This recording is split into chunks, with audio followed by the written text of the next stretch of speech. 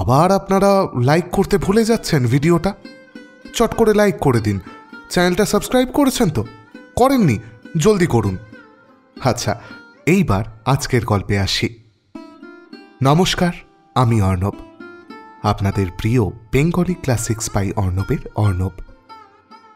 আজ অর্থাৎ নভেম্বর মাসের আমার জন্ম মাসের প্রথম দিনে একটা নতুন ভেঞ্চারে হাত দিতে চলেছি।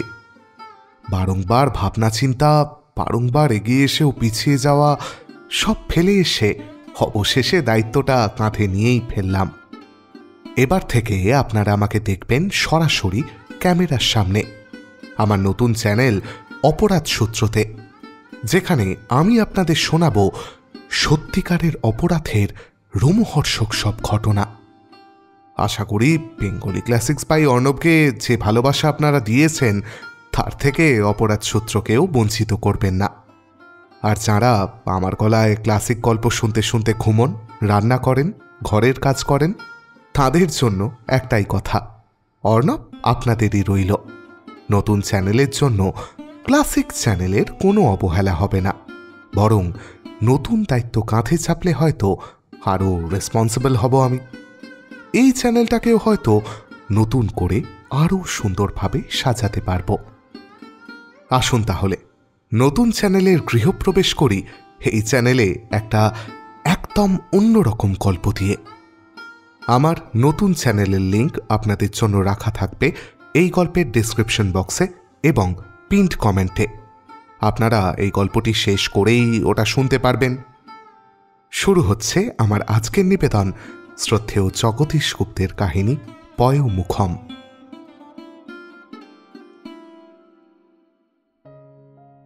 কলাপ সমাপ্ত হইয়া গেছে, মুগ্ধবোধ আরম্ভ হইয়াছে। ভূতনাথের কথা বলিতেছি। ভূতনাথ আয়ুর্বেদ শাস্ত্র অধ্যয়ন করিতেছে, কিন্তু কলাপই বলুন, মুগ্ধবোধই বলুন, পাঠে তেমনি ভক্তি কি আগ্রহ তার নাই। মাঝে মাঝে সে ঠোঁট উল্টাইয়া মুখ বিশ্রী করিয়া ব্যাকরণের দিকে চাহিয়া চুপচাপ বসিয়া থাকে। ভূতনাথের পিতা কবিরাজ শ্রী কৃষ্ণকান্ত সেন শর্মা কবিভূষণ মহাশয় স্বয়ং পুত্রকে শিক্ষাদান করিতেছেন, কিন্তু আরম্ভে একটু বিলম্ব ঘটিয়া গেছে। ভূতনাথের বয়স কত অগ্রহায়ণে অষ্টাদশ উত্তীর্ণ হইয়া ঊনবিংশে পদার্পণ করিয়াছে। সন ১৩০১ সালে তার জন্ম। ভূতনাথের মেধা কোনোদিনই তার নিজের অলঙ্কারের কি গুরুবর্গের অহংকারের বস্তু হইয়া উঠে নাই। তা না হোক, মেধা মানবজাতির পৈতৃক সম্পত্তি নয়, আর ভগবান গৃহবিবাদে সালিশি করিতেও বসেন নাই যে মামলা বাঁচাইতে ভাণ্ডারের সমস্ত মেধা সবাইকে নিক্তির তৌলে সমান করিয়া মাপিয়া দিবেন।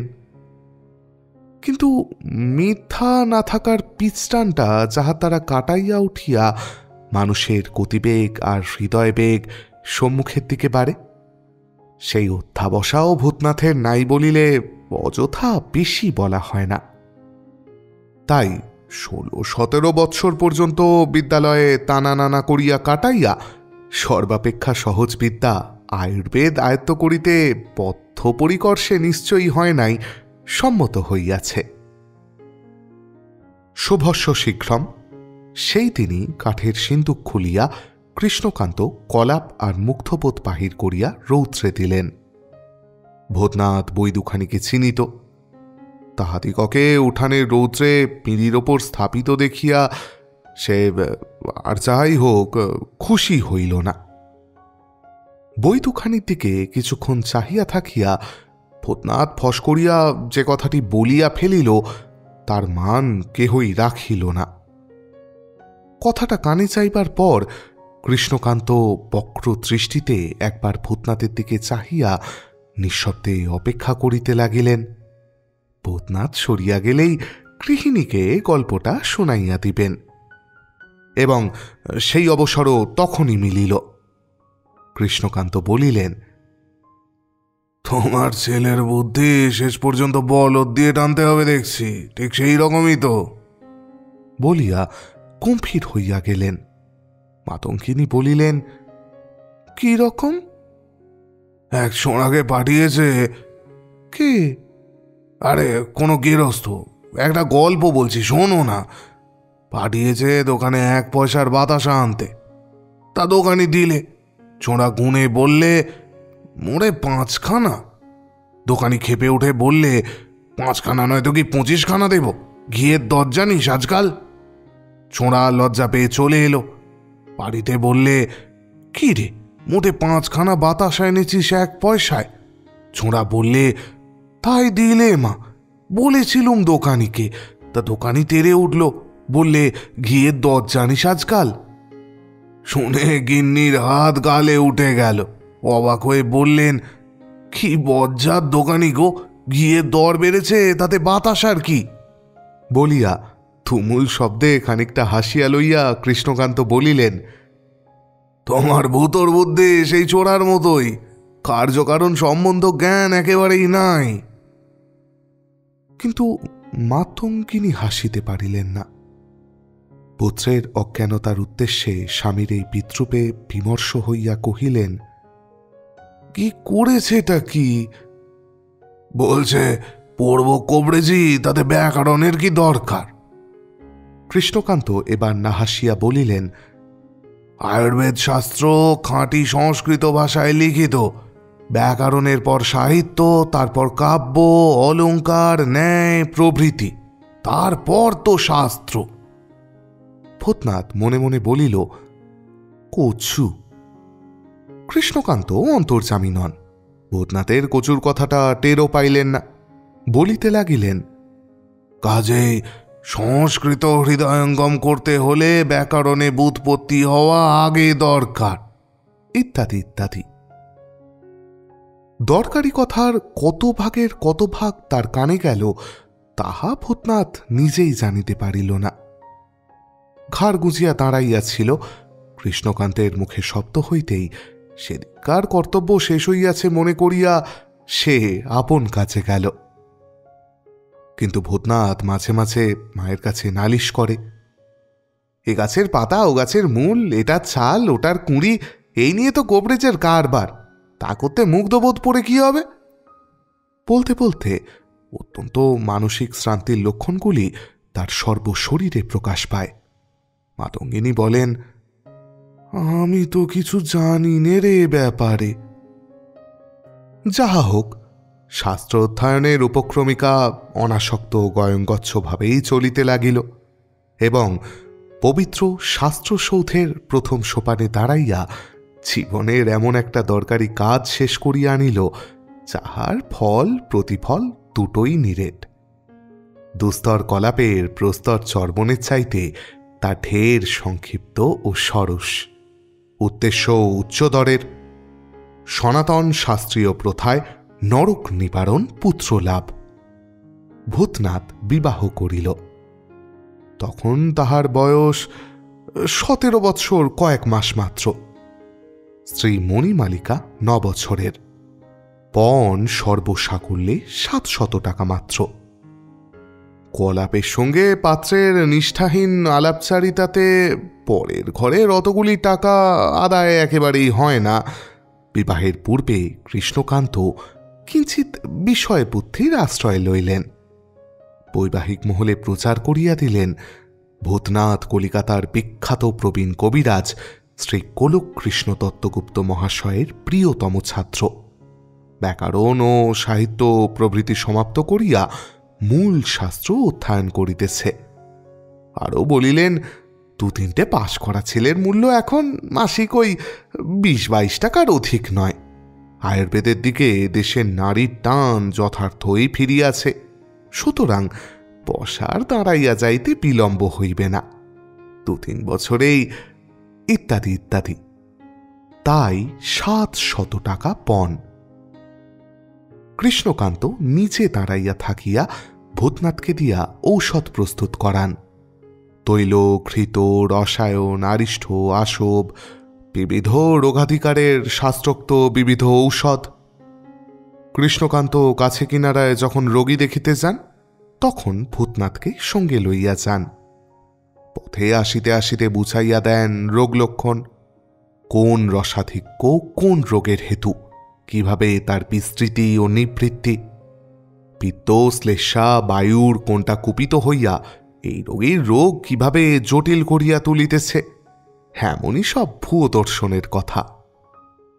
ভূতনাথ গাছগাছরা ফলমূল কিছু কিছু চিনিয়াছে, তাহাদের গুণাবলী ও প্রয়োগ বৈচিত্র্যের সঙ্গেও কিছু কিছু পরিচয় ঘটিয়াছে। মণি ছোট্টটি স্বামীর সঙ্গে তার ভাব হইয়াছে। ভূতনাথ মণিকে রাগায়, কাঁদায়, আবার খিলখিল করিয়া হাসায়ও। মাঝে মাঝে মণি যখন বাপের বাড়ির কথা ভাবিয়া মুখ ভার করিয়া থাকে, তখন তাহাকে আড়ালে ডাকিয়া লইয়া সদুপদেশও দেয়, বলে, এই তো তোমার আপন বাড়ি। কিন্তু অবুঝ মণি হঠাৎ অতটা উতার হইয়া উঠিতে পারে না, বলে, ধ্যাৎ, এ তো তোমাদের বাড়ি, আমাদের বাড়ি তো। ভূতনাথ বলে, তা বটে, কিন্তু তুমি যখন বড় হবে তখন বুঝবে, সে বাড়ি তোমার দাদা বৌদির, এই বাড়িই তোমার। তারপর ছেলেপিলে হলে। মণি এবার লজ্জা পাইয়া হাসে, বলে, ধ্যাৎ। মণির দুবারকার দুটি ভৎসনার কত তফাৎ ভূতনাথ তা বোঝে, খুশি হইয়া উঠিয়া যায়। ভূতনাথের ছোট ভাই দেবনাথ ঘরে ঢুকিয়া বলে, তুমি বৌদি না ছাই, বলিয়া বুড়ো আঙুল দেখায়। মণি কথা কহে না। দেবনাথ বলে, বললুম দুটো আম ছাড়াও নুন লঙ্কা দিয়ে মেখে খাই, তখন কথাই কওয়া হলো না।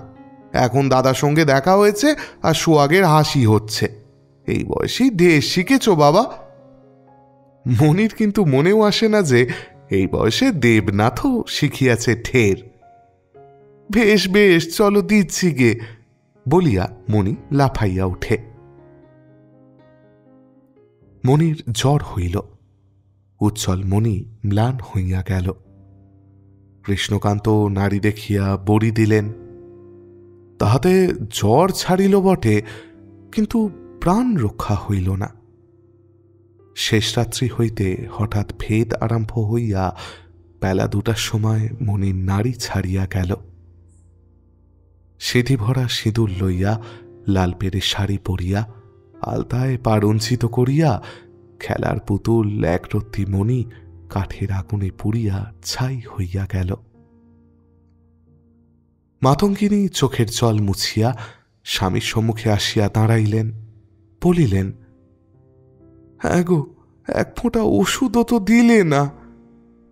কৃষ্ণকান্ত বড় বিজ্ঞ, তাই গৃহিণীর দিকে চাইয়া ভ্রুভঙ্গি করিয়া বলিলেন, দিলেও ফল হতো না, বুঝেই দিইনি।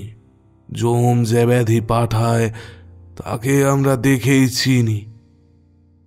আয়ুর্বেদের এই চরম দিব্যদৃষ্টির বিষয় মাতঙ্গিনী কৃষ্ণকান্তের এতদিনে স্ত্রী হইয়াও বিন্দু বিসর্গও জানিতেন না। চোখে আঁচল দিয়া তিনি প্রস্থান করিলেন। মনির স্মৃতি মুছিবার নয়, এখনো যেন সে মাটিতে আঁচল লুটাইয়া উঠানময় ঘুরিয়া বেড়াইতেছে। মামা বলিয়া আপন পেটের মেয়েটির মতো অনুক্ষণ সে পায়ে পায়ে ঘুরিত। সে যে ছেলে মানুষ, ইহা কেমন করিয়া ভুলিয়া যাইয়া তিনি মনির কাজের ভুল ধরিয়া ধমক দিতেন। মনির মুখখানি বিষণ্ণ হইয়া উঠিত। এই ম্লান, এই উজ্জ্বল, পরক্ষণেই মা বলিয়া খেসিয়া আসিত। মাতঙ্গিনীর বুক ফাটফাট করে। ভূতনাথও কাঁদিল বিস্তর। কলাপ কিছুদিন রোগীর প্রলাপের মতো অসহ্য হইয়া রহিল। সংসারে শোকতাপ আছেই, আবার ভগবত ইচ্ছায় মানুষ শোকতাপ ভুলিতেও পারে। দিন দিন দূরত্ব বাড়িতে বাড়িতে মনির শোক কৃষ্ণকান্তের ভগবতেচ্ছায় গৃহ হইতে একেবারে নিষ্ক্রান্ত হইয়া গেল। ভূতনাথ পুনরায় কলাপে মন দিল। কৃষ্ণকান্ত ভূতনাথের পুনরায় বিবাহ দিলেন। বলিলেন, স্বয়ং শিব 2বার বিবাহ করেছিলেন, কিন্তু অশৌচ মুক্তির পর অষ্টাহের মধ্যে শিবের পাত্রী স্থির হইয়া গিয়াছিল কিনা তাহা তিনি উল্লেখ করিলেন না। এবার পণ 550 টাকা। কিছু লোকসান গেল, মণি মরিয়া পাত্র হিসাবে ভূতনাথের জীবনে খাদ মিশাইয়া দিয়া গেছে। বৈবাহিক মূল্যের কিছু লাঘব হইয়াছে, তাই কৃষ্ণকান্তের 200 টাকা। কিন্তু বউটি এবারে আরো ভালো। চমৎকার একটা সুহসিত প্রসন্ন লক্ষ্মীশ্রী অনুপমার মুখপত্রে বিরাজ করিতেছে, যেন বালার্ক সিন্দুর শোভিত উষা। সেই দিকে চাহিয়া মাতঙ্গিনীর চোখের পলক পড়িতে চাহে না। অনুপমা শ্বশ্রুর দৃষ্টির অর্থ বুঝিয়া মুখ ফিরাইয়া হাসে। মাতঙ্গিনী ঘুরিয়া ফিরিয়া আসিয়া বধূর মুখের ওপর একবার করিয়া চোখ বুলাইয়া লইয়া যান, যেন তার চতুর্দিকেই খররৌদ্র, তার ঝাঁঝে চক্ষু পীড়িত হইয়া ওঠে। তাই বধূর রূপের শীতাঞ্জন তিনি বারংবার চোখে মাখাইয়া লইয়া যান। কিন্তু অদৃষ্টে তার দুঃখ লেখা ছিল। তাই একদিন আহ্লাদে গদগদ হইয়া মাতঙ্গিনী মনের কথাটা এই বধূকে বলিতে গেলেন। কিন্তু কথাটা সুস্পষ্ট না হওয়ায় ফল উল্টা দাঁড়াইয়া গেল। বৌমার খাস কামরায় যাইয়া মাতঙ্গিনী হাসিতে হাসিতে বলিলেন, বৌমা, তোমার আর বাপের বাড়ি যাওয়া হবে না বাপু। অর্থাৎ তোমার ওই মুখখানিকে আর চোখের আড়াল করছি নে। কিন্তু বৌমা অন্তর্যামিনী নয়। শাশুড়ির অভিলাষ শুনিয়া অনুপমা তার অনুপম চক্ষু দুটি তুলিয়া সোজা মাতঙ্গিনীর দিকে চাহিল, এবং মাতঙ্গিনীর আশা আকাঙ্ক্ষা আহ্লাদ ঘূর্ণি বায়ুর মতো আবর্তিত হইতে হইতে কোথায় যে মিলাইয়া গেল তার চিহ্নও রহিল না। সে দৃষ্টির অর্থ যে কি, প্রাণ ভরা কিন্তু অপ্রকাশিত আশার পরেই এ যে কত কঠিন নিরাশ্বাস, উগ্র মনের কতখানি উত্তাপ চেয়ে ওই মুখখানি স্নিগ্ধ আবরণ ছাপাইয়া নিষ্পলক দৃষ্টির পথে বাহির হইয়া আসিয়াছে, তাহা শুধু অনুভব করে মানুষের অঙ্গুষ্ঠ প্রমাণ প্রাণ পুত্তলি। মাতঙ্গিনীর প্রাণ বধূর সেই দৃষ্টির অগ্নিবর্ষণের সম্মুখে দাঁড়াইয়া থরথর করিয়া কাঁপিতে লাগিল। মাতঙ্গিনী সামলাইয়া লইয়া বলিলেন, কিছু মনে করো না মা, তোমার মুখখানি। কথা কয়টি উচ্চারিত হইয়াই অশ্রুবেদনায় তার কণ্ঠ অবরুদ্ধ হইয়া গেল। একান্ত আপনার জ্ঞানে নূতন বধূর প্রতি এই তার প্রথম অসংকোচ মুক্তপ্রাণ সম্ভাষণ। বুক ভরা সোহাগের আরও কত কথা বলিবার ছিল, পাষাণী তাহা বলিতে দিল না। মাতঙ্গিনীর মনে হইল আশাভঙ্গের এই ব্যথাটা তিনি জন্মান্তরেও ভুলিতে পারিবেন না। কিন্তু ভুলিলেন, এবং ভুলিতে তাহাকে জন্মান্তরে পৌঁছিতে হইল না। দিন তিনেকের মধ্যেই তাহার মাতৃহৃদয় অজ্ঞান সন্তানের সুকঠিন অপরাধ মার্জনা করিয়া তাহাকে পুনরায় তার উদার অঙ্কনে বরণ করিয়া লইল। ভূতনাথ কলাপ সমাধা করিয়াছে এবং মুগ্ধবোধ আরম্ভ করিয়াছে। পিত্ত, বায়ু, কফ ইহাদের কোনঠার প্রাবল্য কোন নারীতে প্রকট হয়, পিতার উপদেশে তাহা যেন সে অল্প অল্প হৃদয়ঙ্গম করিতে পারিয়াছে। কিন্তু অনুপমা নাক সিটকায়, বলে, কোবরেজি পড়ে কি হবে শুনি? ভূতনাথ বলে, কোবরেজি তো আজকাল বেশ মানের কাজ হয়েছে গো, পয়সাও। তা জানি, কলকাতায় গিয়ে বসতে পারবে। ভূতনাথ যেন অপ্রস্তুতে পড়ে, বলে, দেশেও তো বেশ পয়সা আছে। আমাদের সেই বনমালী কোবরেজের মতো কোবরেজ হবে না তো? তার তো নেংটি ঘোচে না, আমরা তাকে বলি ভোগরেজ মশাই। বলিয়া অনুপমা খিলখিল করিয়া হাসে। ভূতনাথ মর্মাহত হয়। কবিরাজকে সে নিজেও বড় একটা শ্রদ্ধার চোখে দেখে না। জঙ্গল কাটার শুকনো কাঁচা জঞ্জাল জড়ো করা কবিরাজি যে হাল ফ্যাশনের খুব বড় একটা গর্বের জিনিস, ইহাও সে মনে করে না। তবু কবিরাজি তো সে হইবে, অদৃষ্টের লিখন তো তাই।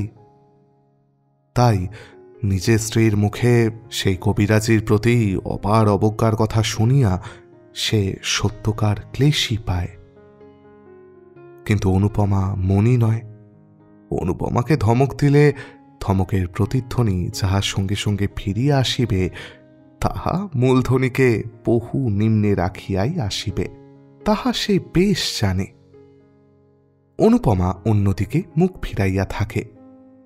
ভূতনাথ চলিয়া আসিতে পা তোলে। অনুপমা হঠাৎ জিজ্ঞাসা করে, তোমার কি নাম রেখেছিল? বাবা রেখেছিলেন। নামের মানে তো মহাদেব নয়? বলিয়া অনুপমা হাসিয়া আকুল হইয়া যায়। সম্মুখে হাসির মুক্ত ধারা, উদ্ভিন্ন নিটোল যৌবন, মুক্তামালার মতো দন্তপাতি, আরক্ত কণ্ঠতট, ফুল্ল অথরপুট। কিন্তু ভূতনাথ খামিয়া অস্থির হইয়া যায়। ঠিক সে ধরিতে পারে না, কিন্তু তাহার মনের দুয়ারে কেমন একটা দুঃসংবাদ আসিয়া পৌঁছায়। অন্তরের অতি সুকোমল স্থানে সুতীক্ষ্ণ কাঁটার মতো একটা ব্যথা ফোটে। কাহার প্রচ্ছন্ন কায়ায় নিষ্ঠুর একটা কালো ছায়া বুক চুরিয়া পড়ে। চারিদিক অশ্রু কলঙ্কে মলিন হইয়া ওঠে। ভূতনাথ উঠিয়া পড়ে, ধরা গলায় বলে, আসি এখন। অনুপমা বলে, তন্তচূর্ণ পাকে চড়িয়ে এসেছ বুঝি? তা এসো। মাতঙ্গিনী ছেলের কাতর মুখ দেখেন। তার সর্বজ্ঞ মাতৃহৃদয়ের কাছে ভিতরের অনন্ত দুঃখের বার্তাটি 16 আনাই আসে। মনটি তাঁর লুটাইয়া লুটাইয়া ভগবানের পা ধরিতে ছোটে। কৃষ্ণকান্ত একদিন প্রকাণ্ড একটা টাকার তোড়া সিন্ধুকে তুলিয়া মাতঙ্গিনীকে ডাকিয়া বলিলেন, বৌমাকে বিশেষ যত্নার্থী করো, ওর লক্ষ্মীর অংশ প্রবল। মাতঙ্গিনী টাকার তোড়াটা দেখেন নাই। হঠাৎ কথাটা বুঝিতে না পারিয়া স্বামীর মুখের দিকে চাহিয়া রহিলেন। কৃষ্ণকান্ত বলিলেন, এবারে পাটে 2000 টাকা মুনাফা হয়েছে। তার তখনকার তৃপ্তিটুকু উপভোগের জিনিস। দেবনাথ সেখানে উপস্থিত ছিল। মাতঙ্গিনী কিছু বলিবার পূর্বেই সে বলিয়া উঠিল, মনি বই ভালো ছিল। এ একটা কি এনেছো দাদাকে বিয়ে দিয়ে? পুরো তুলেই আছে দিমাগ। কৃষ্ণকান্তের হাতের একটা চর খাইয়া দেবনাথের অনধিকার চর্চা বন্ধ হইয়া গেল। পুত্রবধূতে লক্ষ্মীর অংশ প্রবল হইলেও কৃষ্ণকান্তের মুনাফার টাকা পরবৎসরই ওই পাটের টানেই বাহির হইয়া গেল। অনুপমার জ্বর হইয়াছে। জ্বর অল্পই, কিন্তু অনুপমা লাথি ছুঁড়িয়া, কিল ছুঁড়িয়া, কাঁদিয়া, বায়না করিয়া, বাটি আঁচড়াইয়া, ঔষধপথ্য ফেলিয়া দিয়া এমন কাণ্ড বাঁধাইয়া তুলিল যেন লজ্জা শরম আর সহিষ্ণুতা বলিয়া সংসারে কোনো জিনিসই নাই। তাহার কাছে ধমক না খাইল এমন লোক নাই। মাতঙ্গিনী পথ্য দিতে আসিয়া অকথ্য অপমানিত হইয়া গেলেন। ভূতনাথ তো চর খাইতে খাইতে বাঁচিয়া গেল। দেবনাথের দিকে তো সে পাই তুলিল। যাহা হোক, বহু তাণ্ডবকাণ্ড দেখাইয়া জ্বর ছাড়িয়াছে। অনুপমা অন্নপথ্য করিয়াছে। কিন্তু সেই দিনই ভোররাত্রে ভেদবমি আরম্ভ হইয়া বিকাল নাগাদ তার ধাত বসিয়া গেল। অনুপমা মণিমালিকার অনুগমন করিল। মণি মরিয়াছিল বৈশাখের কাঁচা আম খাইয়া, অনুপমা মরিল আজীর্ণ রোগের ওপর চিত বসে অতিরিক্ত গুরুপাক দ্রব্য উদরস্থ করিয়া। মাতঙ্গিনী কাঁদিলেন, ভূতনাথ কাঁদিল, দেবনাথও কাঁদিল। কৃষ্ণকান্ত প্রতিবেশীগণের সম্মুখে দাঁড়াইয়া বারংবার চক্ষু মার্জনা করিয়া শোক চিহ্ন গোপন করিতে লাগিলেন। বলিলেন, বড় জেদি একই মেয়ে ছিল ভাই। ভূতনাথ নূতনতর একটা আঘাত পাইল। মণির মৃত্যুতে যাহা সে পায় নাই। মণি তার যৌবনের সহচরী হইয়া উঠে নাই। সে ছিল খেলার সামগ্রী, স্নেহের জিনিস, মিষ্ট দৌরাত্মের পাত্রী। অনুপমার নিরুপম রূপদীপালির চতুর্দিকে যৌবনের যে রাস আয়োজন দিন দিন অপর্যাপ্ত নিবিড় হইয়া উঠিতেছিল, তাহারই আবেদন তাহার বুকে রক্তে দুর্নিবার জাগরণ আনিয়া দিয়া গেছে। অনুপমার সমস্ত অকারণ নির্মমতা অতৃপ্ত তৃষ্ণার খরতাপে বাষ্প হইয়া দেখিতে দেখিতে ভূতনাথের মনোরাজ্য হইতে অদৃশ্য হইয়া যাইত। চক্ষুর সম্মুখে জ্বলিতে থাকিত তার দেহখানা, ইন্দ্রজালের আলোকোৎসবের মতো রূপ আর চিরবিলসিত বসন্তের কুসুমোৎসবের মতো যৌবন। তাহাদের অভাবে ভূতনাথের ভূত ভবিষ্যৎ আর বর্তমানের দিগন্ত পর্যন্ত একেবারে রুক্ষ শুষ্ক কর্কশ হইয়া গেছে। ভূতনাথের কলাপ, মুগ্ধবোধ এবং পরবর্তী অন্যান্য গ্রন্থ তাড়াতাড়ি কাজ সারিয়া আলমারিতে গিয়া উঠিয়াছে। এখন সে পুরোপুরি একজন কবিরাজ, কিন্তু বিবাহে তার ইচ্ছা নাই। কৃষ্ণকান্ত পুত্রের আচরণে দিন দিন অসহিষ্ণু হইয়া উঠিতেছেন। এইভাবে আর কিছুদিন চলিলেই সংসারের ওপর তাহার আর কিছুমাত্র মার্জনার ভাব থাকিবে না, এ ভয়েও তিনি স্পষ্টই দেখাইয়া বেড়াইতেছেন। স্ত্রী হইয়াছে আজকালকার লোকের যেন মহাগুরু সেরা। একটি নিপাতেই সে সম্পর্কে আর কাহাকেও যেন গ্রহণ করা যাইতে পারে না। ও আগেরটা, সেটা তো ধর্তব্যের মধ্যেই নয়। চালা চালাম ইদাং সার্বাম, মরিবে তো সবাই, দুদিন আগে দুদিন পরে। মূর্খ আর কাকে বলে? স্ত্রী মারা গেলে তার ধ্যানেই যাবজ্জীবন কাটাইয়া দিতে হইবে, ইহা কোন শাস্ত্রের কথা? এই শৌখিন সন্ন্যাসের ভান আধুনিকতার ফল, যেমন ব্যাপক আর তেমনি অসহ্য। আরে মানুষ মরে বলিয়াই তো পৃথিবীতে মানুষের স্থান হয়, নতুবা একদিন মানুষকে দলে দলে যাইয়া সমুদ্রে ঝাঁপাইয়া পড়িতে হইত। কিন্তু ভূতনাথ একেবারেই নিষ্পৃহ। ধিক্কারে, ভৎসনায়, অভিযোগে, অনুযোগে, দোহাইয়ে, অনুজ্ঞায়, অনুনয়ে কৃষ্ণকান্ত ভূতনাথকে ক্ষণ ক্ষণ নাস্তানাবুদ করিয়া ছাড়িয়া দিতে লাগিলেন। প্রত্যুত্তরে ভূতনাথ বলে, বাবা, আমায় মার্জনা করুন, বিবাহে আমার রুচি নেই, বরং দেবনাথকে ধরুন না, সেই সকল বিষয়ে আপনাদের স্বাদ পূরণ করিবে। কৃষ্ণকান্তকে এসব কথা বলাই বাহুল্য। কাহার দ্বারা তাহাদের স্বাদ আশা পূর্ণ হইবে তাহা তিনি পরিষ্কার জানেন। তবে কথা এই যে, ভূতনাথকে ছাড়িয়া দিয়া দেবনাথকে ধরিতে তাঁর আপাতত তেমন আগ্রহ নাই, নানা কারণেই নাই। দেবনাথের বিবাহের পরই ভূতনাথের বিবাহোদ্যম এক্ষেত্রে সূক্ষ্মত দৃষ্টিকটু না হইলেও ভূতনাথই অবশেষে আপত্তির এই অতিরিক্ত কারণটি দেখাইয়া যখন তখন বিরুদ্ধ দিকে জোর করিতে পারিবে। তারপর এই কারণেই পাত্রের বয়স খুবই অল্প হইলেও কন্যার দিক হইতে বয়স সম্বন্ধেই সন্দেহের একটা কথা উঠিতে পারে। দুইটি স্ত্রী মারা গিয়াছে, তারপর কনিষ্ঠেরও বিবাহ হইয়া গেছে, তারপর জ্যেষ্ঠের জন্য এই উদ্যোগ, বয়স বেশি না হইয়াই যায় না। এই সূত্র ধরিয়া পণকে আরও খাটো করিবার জন্য একটা টানাটানি চলিতে পারে। সুতরাং কৃষ্ণকান্ত প্রকাশ্যে বলিলেন, জ্যেষ্ঠ অকৃতদার অর্থাৎ বিপত্নিক অবস্থায় থাকতে কনিষ্ঠের বিবাহ সংস্কার শাস্ত্র এবং লোকাচার দুয়েরই বিরোধী, প্রচণ্ড অকল্যাণকর একটা ব্যাপার। তারপর বলিলেন, এ তো নির্বোধেও জানি।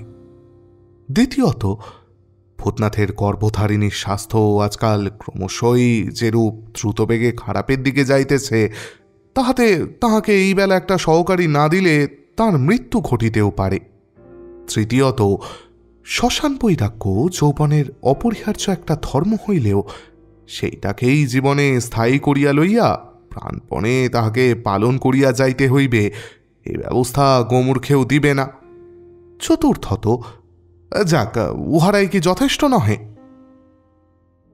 মাতঙ্গিনী কিছু বলেন না। যম তাহাকে দুবার টাকা দিয়াছে। তার বধূ জীবন আর মাতৃজীবনের চিরলালিত আকাঙ্ক্ষাটি সেই নিষ্ঠুর ওপরাইয়া লইয়া পায়ে তুলিয়া দিয়াছে। সেই বিবর্ণ আকালে হৃদয়চ্যুত প্রিয়তম বস্তুটির দিকে চাহিয়া তাহার বুক কাঁপে। নিজের ক্লেশ ভুলিয়া তিনি পুত্রের কথাই ভাবেন, সে বুঝি অসুখী হইবে। সেদিকে নিস্তার পাইয়াও ভূতনাথ পিতৃদেবের অবিশ্রান্ত তাড়নায় মরিয়া হইয়া একদিন বলিয়া দিল, আপনার যা ইচ্ছা হয় করুন। বলিয়া সে বোধহয় কাঁদিতেই উঠিয়া গেল। উল্লাসের বিস্তৃত হাসিতে কৃষ্ণকান্তের মুখমণ্ডল ভরিয়া উঠিল। পণ ও পাত্রী ঠিকই ছিল। 2-10 দিনের অগ্রপশ্চাৎ কৃষ্ণকান্ত দুটিকেই ঘরে তুলিলেন। পণ 800 টাকা। ভূতনাথের বৈবাহিক জীবনে আরও খানিকটা খাদ মিশিলেও পাত্রের রং ময়লা বলিয়া খাদের কথা অপক্ষকে কৃষ্ণকান্ত বিন্দুমাত্রও তুলিতে দিলেন না। বিনাপানির রং সুবিধার নয়, কালোই। সুবিধার মধ্যে তার চক্ষু দুটি আর ভ্রুযুগল, ভরু দুটি টানা টানা, চক্ষু দুটি আবেশে ভরা। মাতঙ্গিনীর নিজের সুখ দুঃখ কোনোদিনই তার অন্তরের একান্ত নিজস্ব জিনিস হইয়া উঠিতে পারে নাই। জলের ওপর পদ্মপাত্র যেমন ভাসে, তেমনি করিয়া মাতঙ্গিনীর সর্বান্তকরণ সংসার পাথারের বুকের ওপর ভাসিয়া বেড়ায়। পাথারে খা লাগিলেই তার বুক তুলিয়া উঠে। মাতঙ্গিনী চোখে জল আসিতে দিলেন না। স্বামী তৃপ্ত হইবেন, পুত্র প্রীত হইবে। অম্লান বদনে তাই তিনি বিনাপানিকে তেমনি সোহাগে বরণ করিয়া লইলেন এবং তাহারই হৃদয়ের গাঢ় রসে নববধূ নূতন ভূমিতে পল্লবিত হইয়া উঠিতে লাগিল। কৃষ্ণকান্ত বলেন, বৌদি কেমন হয়েছে গো? মাতঙ্গিনী বলেন, লক্ষ্মীটি। কৃষ্ণকান্তের মনে পড়ে যায় বিগত দুটির সম্পর্কেও মাতঙ্গিনী ধনধান্য দায়িনী ওই দেবীটিরই নামোল্লেখ করিয়াছিলেন। একটি গল্পও তার মনে পড়িয়া যায়, কোথাকার এক তাঁতি, কিন্তু গল্পটি তার বলা হয় না। মাতঙ্গিনীর দীর্ঘ নিঃশ্বাসের ছোট্ট একটি অস্ফুট শব্দ তার কানে আসে। দেবনাথ বলে, হেই বৌদি, আসল বৌদি, আগের দুটো ভালো ছিল না। একটু থামিয়া আবার বলে, প্রথমটা ছিল নেহাত ছোট, গরজ বুঝত না, তারপরেরটা ছিল বদমেজাজি, এইটা কিন্তু বেশ। মাতঙ্গিনীর প্রাণ ছ্যাঁত করিয়া ওঠে, বলে, বেশ কিসের রে? কেন, কথায় বার্তায় আলাপে আদরে বেশ তো। শুনিয়া প্রখর মধ্যাহ্নের ওপর মেঘের চঞ্চল ছায়ার মতো মাতঙ্গিনীর বুকের ভেতর দিয়া কিসের একটা সুখকর সুশীতল মৃদু স্পর্শ ভাসিয়া যায়। কিন্তু পরক্ষণেই তিনি চমকিয়া ওঠেন। সারা জীবন ধরিয়া শুধু মানুষকে আপন করিয়া তুলিয়া তিনি দিনান্তের বহু পূর্বেই তাহাকে বিসর্জন দিয়া আসিয়াছেন।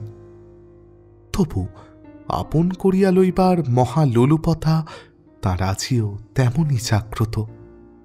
মাতৃহৃদয়ের সেই ক্ষুধা যমও হরণ করিতে পারে নাই। প্রাণপণে সেই ক্ষুধাটিকে দমন করিবার চেষ্টা তাঁর আসিয়াছে, কিন্তু ওই যে এ যে কথায় বার্তায় আলাপে আদরে বেশ। ভূতনাথ মণিকে হাত ধরিয়া টানিয়া কাছে লইত, তার ঘোমটা লইয়া কাড়াকাড়ি করিত। কত খেলা, কত আমোদ, কত কৌতুক। অনুপমাকে সে লুকাইয়া দেখিত, হঠাৎ দেখা দিত। নিজেকে সহস্র চতুর অভাবনীয় উপায়ে তৃপ্ত করিবার লালসায় সে ছটফট করিয়া বেড়াইত। কিন্তু বিনা পানির কাছে সে আসে শান্ত হৃদয়ে। ঝড়ের পর ঢেউ আপনি থামিয়া স্রোতের অন্তর্ব্যাপিয়া শুধু একটা নিঃশব্দ ক্ষিপ্রতা রহিয়াছে। বিনাপানি জানে স্বামী পূর্বে 2 বার বিবাহ করিয়াছিলেন, স্ত্রী 2টি সুন্দরী ছিল, সে কালো। মাতঙ্গিনী দুরু দুরু বুকে ভাবেন, ছেলে অসুখী না হয়। তার মনের দুশ্চিন্তা মনেই পরিপাক পাইতে পাইতে সহসা একসময় দুঃসহ হইয়া শুধু একটি প্রশ্নেই আত্মপ্রকাশ করিতে চায়। বলেন, সব জানো তো বৌমা, আগেকার কথা। বীণাপাণির কিছুই বুঝিতে বাকি থাকে না, বলে, জানি মা।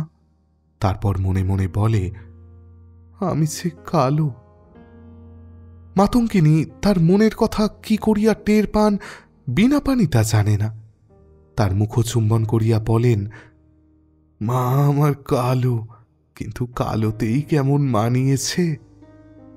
এটা সান্ত্বনার কথা। শাশুড়ির এই মমতাত্র ছলনায় বীণাপাণি একটু হাসে, হাত বাড়াইয়া শ্বশ্রুর পায়ের ধুলা লইয়া বলে, তুমি ভেবো না মা। মাতঙ্গিনী অবাক হইয়া যান। তার লুক্কায়িত উদ্বেগ কি করিয়া বধূর কাছে ধরা পড়িল। আশীর্বাদ করেন, জন্ম এ অতি হও। মণি শাশুড়ির সঙ্গে সঙ্গে ছায়ার মতো ঘুরিত, কতক ভয়ে কতক কৌতুকে। মনের কথা সে বুঝিত না, কাজ পণ্ড করাই তার দস্তুর ছিল, দৈবাত উতরাইয়া যাইত। মাতঙ্গিনী বকিয়া ঝকিয়া পরক্ষণেই তাহাকে কোলের ভিতর টানিয়া লইতেন। মণিকে তিনি আপন পেটের অবোধ সন্তানের মতোই ভালোবাসিয়াছিলেন। অনুপমা প্রকাশ্যে একেবারে হাতে কলমে পায়ে না ঠেলিলেও আমল প্রায়ই দিত না। দরদ পোছা আর পুছিয়া দেখা তার বড় একটা ছিল না। তবু মাতঙ্গিনী তাহাকে ভালোবাসিয়াছিলেন, পুত্রের প্রিয়তমা বলিয়াই বাসিয়াছিলেন। অলক্ষ্যে থাকিয়াই তিনি বুঝিতে পারিতেন বধূকে পাইয়া পুত্র এক হিসাবে চরিতার্থ হইয়াছে। কিন্তু বীণাপাণি একেবারে অন্যরকম, অতিশয় শান্ত, অথচ এমন তীক্ষ্ণথি যে মাতঙ্গীর বিস্ময়ের অন্ত থাকে না। কি করিয়া অতটুকু মেয়ে তার মনের সুদূরতম প্রান্ত পর্যন্ত একেবারে যেন স্পষ্ট দেখিতে পায়। মাতঙ্গিনী পরের হাতের সেবা কখনোই পান নাই। সেবা কি মধুর সামগ্রী, সে স্বাদ তিনি বীণাপাণির হাতেই প্রথম পাইলেন। অলক্ষ্যে থাকিয়াই মাতঙ্গিনীর সর্বান্তকরণ অশেষ সুখের সাথে অনুভব করে পুত্রের মন বসিতেছে। হে বসায় কলরব নাই, উন্মাদনা নাই, বিক্ষোভ নাই। জয় পরাজয়ের শঙ্কার নিঃশ্বাসে তাহা উত্তপ্ত নহে। এ বসা শুধু এক রসঘন নির্মল মধুরতার মাঝে নিষ্কম্প শান্ত আত্মসমর্পণ। ভূতনাথের পসার হইয়াছে, কিন্তু সব জিনিসেরই মূল্যাদি অত্যাধিক বাড়িয়া যাওয়ায় সংসারে নাই নাই রবটা যেন থামিয়াও থামে না। মাঝে মাঝে কৃষ্ণকান্তের নামে মানি অর্ডারে টাকা আসে। কে পাঠায়, কেন পাঠায়, কে জানে। কৃষ্ণকান্ত সাবধানে লুকাইয়া টাকাটি গ্রহণ করেন। কিন্তু হঠাৎ একদিন কিছুই লুকানো রহিল না। দূরের এক রোগীর লোক আসিয়া কৃষ্ণকান্তকেই চাহিয়া বসিল। তাহার পরিবর্তে তরুণ কবিরাজ ভূতনাথকে সে কিছুতেই মঞ্জুর করিল না। রোগ বড় কঠিন। কৃষ্ণকান্ত অতীব অনিচ্ছার সহিত পালকিতে যাইয়া উঠিলেন, এবং তাহার পালকি দৃষ্টির বহির্ভূত হইয়া গেলে মানি অর্ডার আসিয়া পৌঁছিল। বীণাপাণির পিতা পাঠাইয়াছেন 10টি টাকা। ভূতনাথের বুদ্ধি কলা প্রত্যায়নকালেই স্থূল ছিল, কিন্তু আজকাল অন্তত বহিরাবরণ ছিন্ন করবার মতো ধারালো হইয়াছে। টাকা 10টি পুরোভাগে রাখিয়া হুঁকায় দুটি টান দিতেই সমগ্র ব্যাপারটি তাহার কাছে সুস্পষ্ট হইয়া উঠিল। রঙের অপরাধে পুত্রবধূর পিতাকে মাসে মাসে জরিমানা দিতে হইতেছে, এবং এই ব্যাপারের শুরুর সুদূর ইতিহাসটাও আর তাহার অজ্ঞাত রহিল না। অপরাজিতাটিকে পরিত্যাগ করিয়া তিনি পুনরায় গোলাপ আহরণ করিয়া নিবেন যদি, ওই এক কথাতেই বিষম ভয় পাইয়া কালো মেয়ের বাপ ছেলের বাপকে সংযত রাখিতেছেন। আরও একটা নিদারুণ অতি ভয়ঙ্কর সন্দেহ ধীরে ধীরে ভূতনাথের মনে স্থিতি লাভ করিতেছিল। কি হেতু অবলম্বন করিয়া অসহ্য সন্দেহের উদ্ভব, তাহা তাহার নিজের কাছেই একটা একটা দুরূহ হেয়ালির মতো। অথচ সন্দেহটা যে আদৌ অমূলক নয় এ বিশ্বাসও অনিবার্য, যেন নিচেই তৈরি হইয়া উঠিয়াছে। কৃষ্ণকান্তের পালকি অনেক বেলায় উঠোনে আসিয়া নামিল এবং তিনি বিশ্রামের জন্য অন্দরে না যাইয়া হাঁসফাঁস করিতে করিতে বাহিরের ঘরে ঢুকিয়াই এমনভাবে থমকাইয়া গেলেন যেন চুরি করিতে আসিয়া অন্ধকারে একেবারে পাহারাওয়ালারই ঘাড়ে পড়িয়াছেন। ভূতনাথের কোলের কাছেই 10টি টাকা সাজানো রহিয়াছে এবং তাহার শ্বশুরের নাম সম্বলিত কুপনখানাও রহিয়াছে। তাহারাই এই মহৌষধির কাজ করিয়াছে। ভূতনাথ টাকা 10টির দিকে চাহিয়া বলিল, শ্বশুর আপনাকে 10টি টাকা পাঠিয়েছেন কেন? কৃষ্ণকান্ত সহসা প্রগল্ভ হইয়া উঠিলেন, তরতর করিয়া বলিয়া গেলেন, তোমাকে বোধহয় সাহায্য করিয়াছেন। অতি অমায়িক সজ্জন তিনি।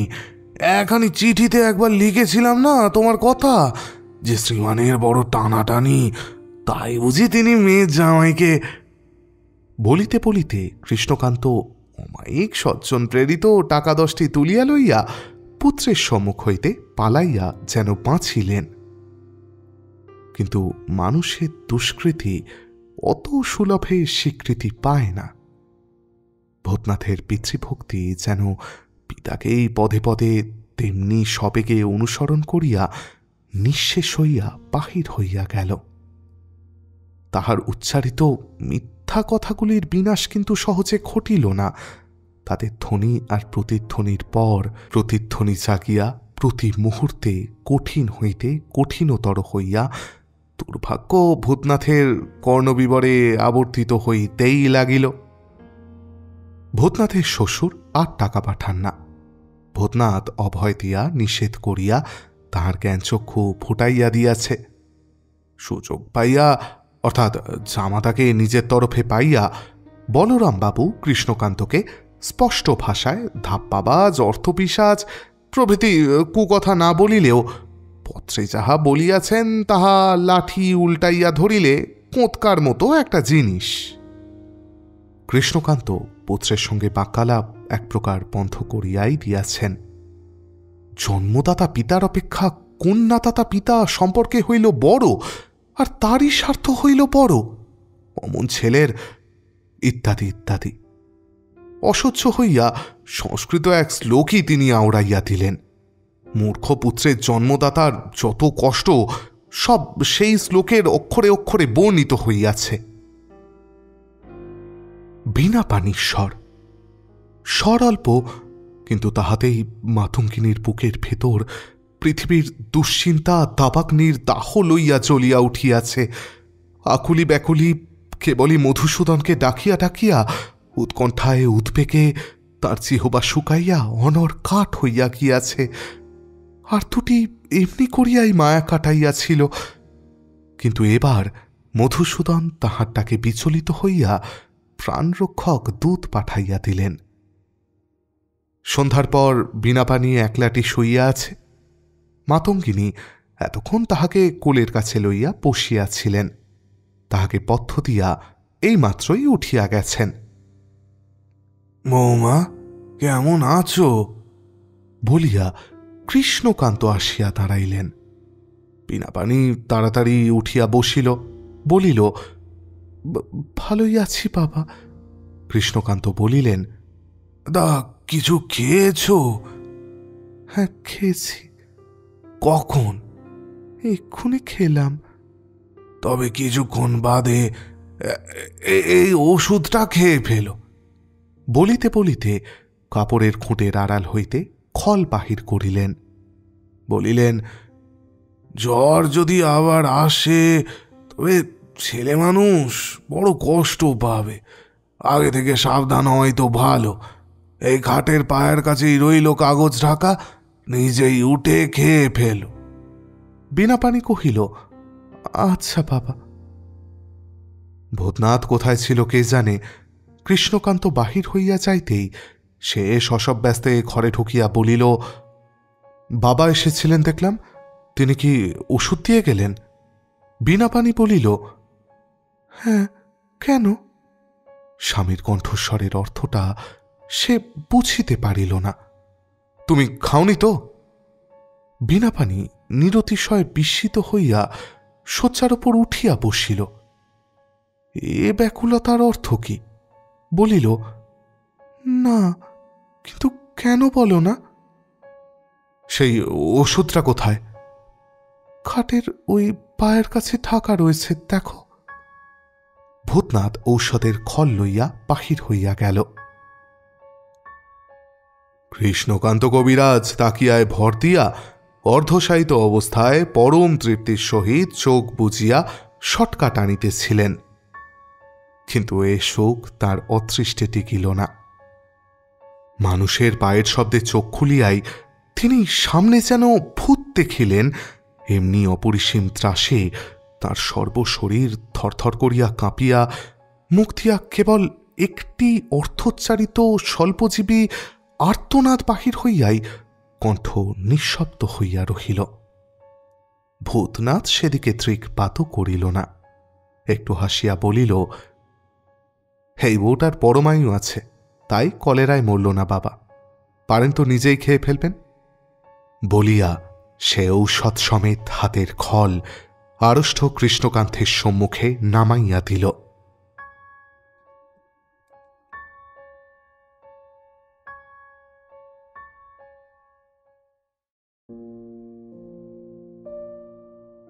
ব্যাস, আমাদের আজকের গল্প এখানেই শেষ। এ গল্প বহু যুগ আগের, কিন্তু আজও বড় প্রাসঙ্গিক।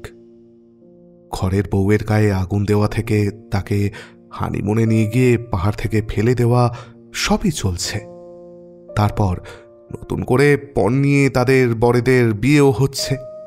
মা লক্ষ্মীর আশীর্বাদে অর্থলাভের অপেক্ষা না করে গৃহলক্ষ্মীকে বেছেই তার ব্যবস্থা করে নেওয়া হচ্ছে। এবার আমি জানি এখানে একটা হোয়াট অ্যাবাউটারি উঠে আসবে। ছেলেরা কি নির্যাতিত হচ্ছে না?